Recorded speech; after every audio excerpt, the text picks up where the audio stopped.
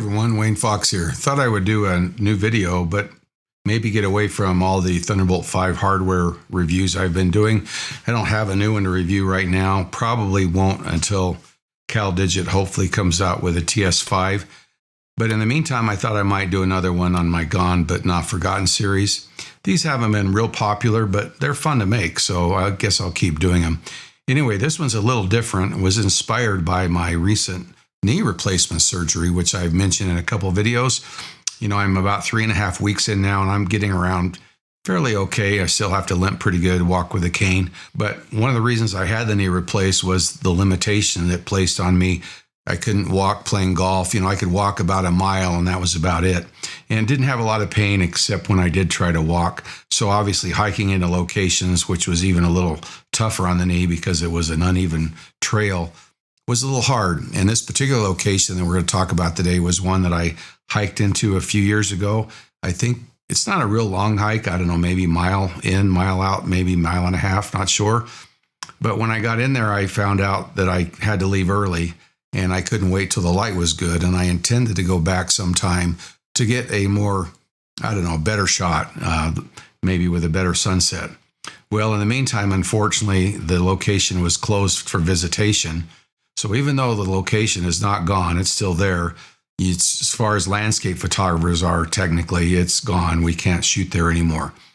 Where am I talking about? Well, this is a place referred to as False Kiva, and it's in Canyonlands National Park in eastern Utah.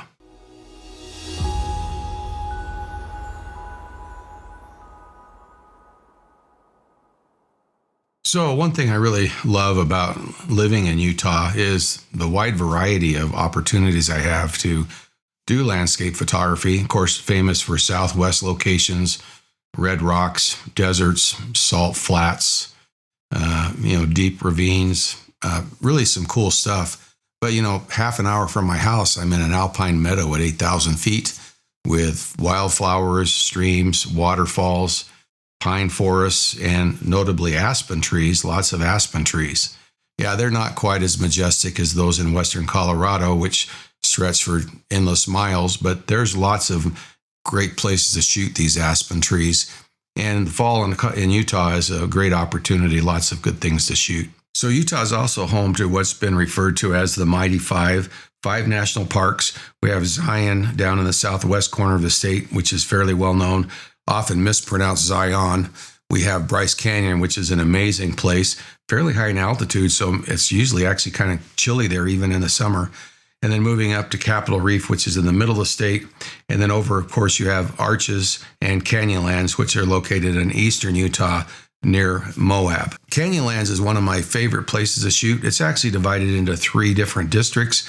You have Islands in the Sky, the Needles, and the Maze. Now, these 3 are relatively parks on their own because I don't think you can get from one to the other without a 4-wheel drive vehicle. There's a lot of great dirt roads for people that enjoy that kind of stuff. So you have to enter each of these districts kind of with their own entrance. And my favorite is Canyonlands, Islands in the Sky. Now, I will admit I haven't been in the other 2 districts much to see what opportunities are there. Now, the name Islands in the Sky seems a little unusual, and I think this refers to a phenomenon where in the fall or spring, I'm not sure which, if you're driving, the plateau of where you're at kind of shoots out into the lower canyon below, and when that fills up with fog, you can actually get a shot which looks similar to an island floating in the sky. I've actually seen shots like this before, but I couldn't actually find one to really demonstrate this with. But Islands in the Sky is actually home to some pretty iconic locations. Probably the most well-known is Mesa Arch. Now, I always thought this was in Arches. Arches made sense until I started getting into landscape photography. It's in Canyonlands now. Granted, they're only about a half an hour drive from each other. But this arch is unique in the fact that it hangs out over a cliff, and the cliff face has enough angle that when the morning sun hits it, it bounces up and lights up the bottom of the arch, and you get this pretty famous glow. Now, if you want to get a shot of this arch, good luck. You'll have to get there 2-3 hours before sunrise to get a good spot. And a lot of times, even that might not be early enough, depending on the time of year. It's just everybody's one of those spots that everybody wants to get the picture of now. And the challenge you've got nowadays is everybody with an iPhone on an Android phone, they're showing up there to do their sunrise thing. And most of them want to go stand in the arch and get a selfie during sunrise, which of course makes it even more challenging. And there's even a possibility that you'll show up and some influencer will decide to do her daily video for Instagram, doing her yoga in front of the arch. Fairly common nowadays from what I hear, and it can probably lead to some interesting situations. I actually have a friend that said that happened to him. Fortunately, she decided she'd wait till after the photographers were done. The thing about the glow is it lasts quite a while. You can get there quite a bit later, and you can get a pretty good shot of this arch when the sun disappears into the arch above, and by then usually they've all cleared out. So pretty good opportunity, maybe not quite as good. I have been there 4 or 5 times, and I've got a couple of okay shots. 2 other really cool places to shoot. One of them is Grand View Overlook, and this is just an amazing, stunning view. Great opportunities along the edge of this to shoot a great shot. And I've been lucky enough to get a couple of good shots there. But my favorite place to shoot, maybe anywhere, is called Green River Overlook, just a few miles down the road. And this one, the has more of the whitish look. In fact, the trail is called the White Rim Trail that you drive on. And it's just such a peaceful, relaxing location. Nothing like sitting at the edge of a cliff and just waiting for that perfect moment. Now, I've always shot this at sunset. Sunrise might provide some nice opportunity. The light might be similar depending on the time of year. But it's just a pleasant place to shoot, and it's just spectacular. In person, it's breathtaking.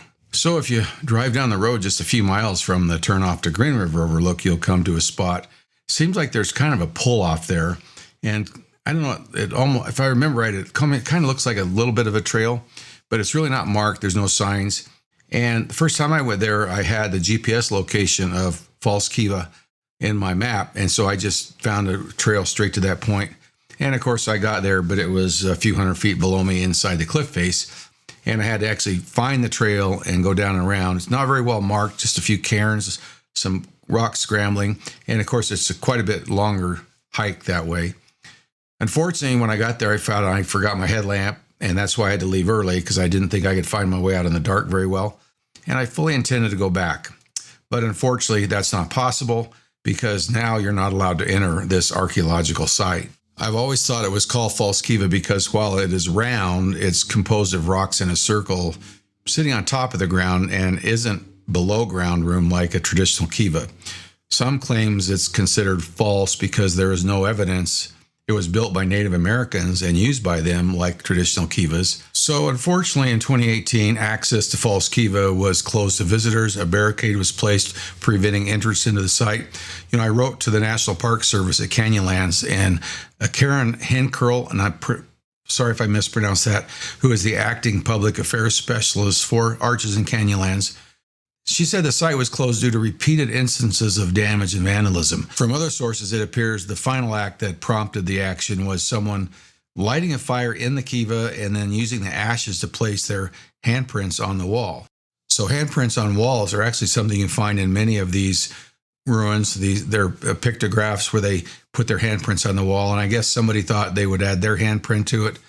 I'm clueless why people are driven to do stupid acts like this. I've seen the tracks across the play at the racetrack in Death Valley. I walked through beautiful aspen forests and public lands with really destroyed aspen trunks by people carving their names in them.